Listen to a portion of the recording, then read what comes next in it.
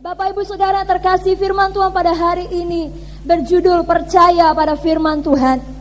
Percaya penuh kepada firman Tuhan. Karena percaya pada firman Tuhan akan membawa perubahan yang luar biasa di dalam hidup kita. Amin. Percaya pada firman Tuhan akan membawa berkat yang luar biasa dalam hidup kita. Karena janji-janji Allah di dalam firman-Nya adalah luar biasa.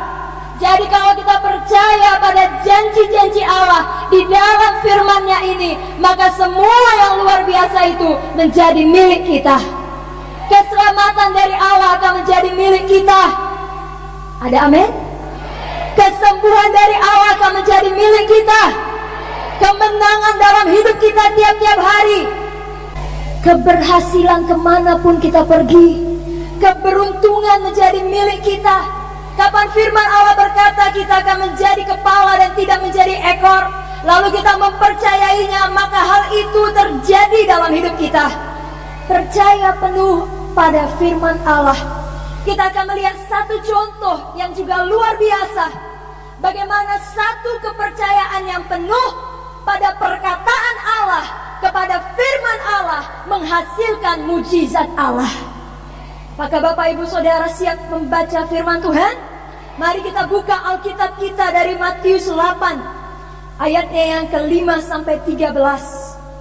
Ketika Yesus masuk ke Kapernaum, datanglah seorang perwira mendapatkan dia dan memohon kepadanya, "Tuan, hambaku terbaring di rumah karena sakit lumpuh dan ia sangat menderita."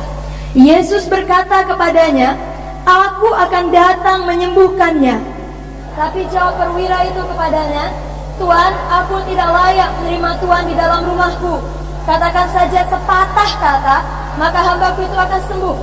Sebab aku sendiri seorang bawahan, dan di bawahku ada pula prajurit. Jika aku berkata kepada salah seorang prajurit itu pergi, maka ia pergi. Dan kepada seorang lagi datang, maka ia datang.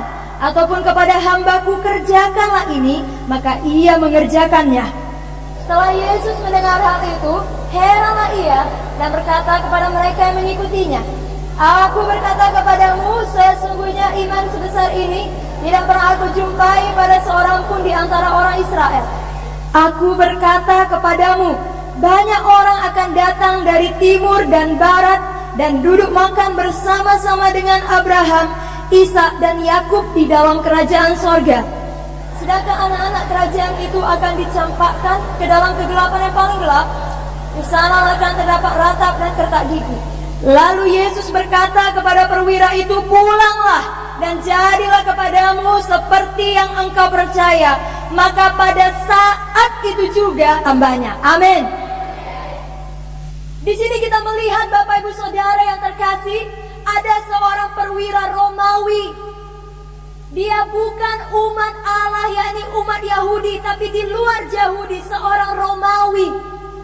Tapi walaupun dia seorang Romawi, dia telah mendengar berita tentang Tuhan. Memang percaya kita, iman kita hanya bisa timbul kalau kita mendengar berita tentang Tuhan. Kapan kita tidak pernah mendengar berita tentang Tuhan, tidak pernah membaca sendiri firman Tuhan, sangat sulit bagi kita hidup berkemenangan dalam dunia ini. Sangat sulit bagi kita mempunyai iman yang teguh. Sangat sulit bagi kita percaya pada janji-janji Tuhan. Karena tidak kita dengarkan, tidak ada di dalam hati. Hari ini Bapak Ibu Saudara, biarlah kita tetapkan hati kita untuk selalu membaca firman Tuhan. Dan untuk cinta datang kepada setiap ibadah. Karena dalam setiap ibadah, firman Allah yang hidup diberikan, dibagikan, disampaikan kepada kita. Dan itulah yang menumbuhkan iman kita. Sama seperti pada perwira Romawi ini. Dia mendengar berita tentang Tuhan. Lalu setelah itu apakah yang terjadi Bapak Ibu Saudara? Dia percaya penuh. Dia tidak analisa dengan pikirannya. Tidak ada kebimbangan 1% pun. Sampai Yesus berkata, "Tidak ada iman sebesar ini yang kujumpai di tengah-tengah Israel." Maka heranlah Yesus. Yesus menjadi heran atas kepercayaan penuh seorang perwira Romawi yang bukan umat Yahudi. Bukankah itu satu hal yang sangat mengagumkan? Kiranya kalau kita mau membuat Tuhan heran, jangan kita buat Tuhan heran karena jahatnya kita. Biarlah Tuhan heran karena besarnya iman kita, karena teguhnya kepercayaan kita. Seperti Tuhan heran kepada perwira Romawi ini.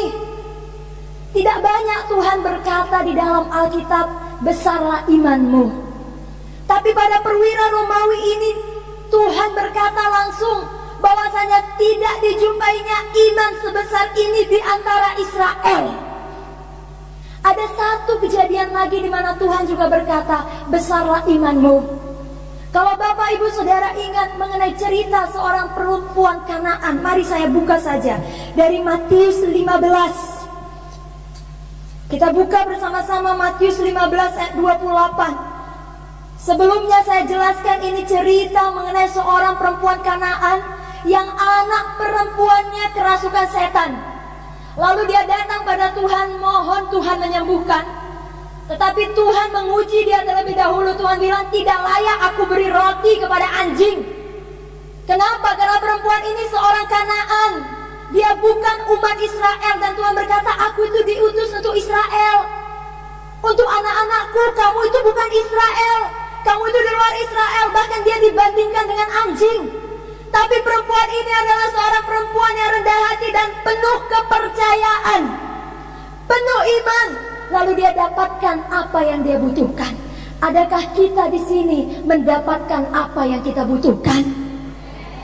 Kalau belum, mari kita teladani perempuan Kanaan ini. Mari kita teladani perwira Romawi tadi. Perempuan Kanaan ini di dalam ayat yang ke-28, apa komentar Tuhan atas kepercayaannya? Saya bacakan Matius 15 ayat yang ke-28. Maka Yesus menjawab dan berkata kepadanya, hai ibu, besarlah imanmu, maka jadilah kepadamu seperti yang kau kehendaki. Dan seketika itu juga anaknya sembuh. Sama seperti ayat yang perwira Romawi dalam Matius 8. Pada ayat yang ke-13 dikatakan, lalu Yesus berkata kepada perwira itu, pulanglah dan jadilah kepadamu seperti yang engkau percaya. Maka pada saat itu juga sembuhlah hambanya. Kepercayaan yang penuh Bapak Ibu Saudara menghasilkan jawaban seketika itu juga. Luar biasa. Iman yang teguh, percaya 100% tanpa menganalisa dengan otak kita yang tidak seberapa ini, dibandingkan dengan cara Tuhan yang ajaib. Tanpa kita ada kebimbangan dan keraguan, maka kita mendapatkan apa yang kita perlukan seketika itu juga. Luar biasa. Kenapa kita belum mendapatkannya Bapak Ibu? Karena mungkin kita belum sungguh-sungguh percaya. Hari ini runtuhkanlah segala benteng-benteng kebimbangan. Runtuhkanlah segala benteng-benteng kekhawatiran.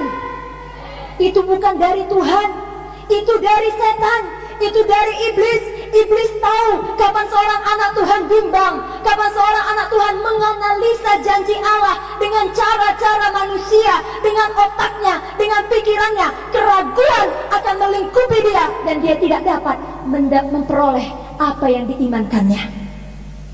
Jangan biarkan iblis menang. Ada amin.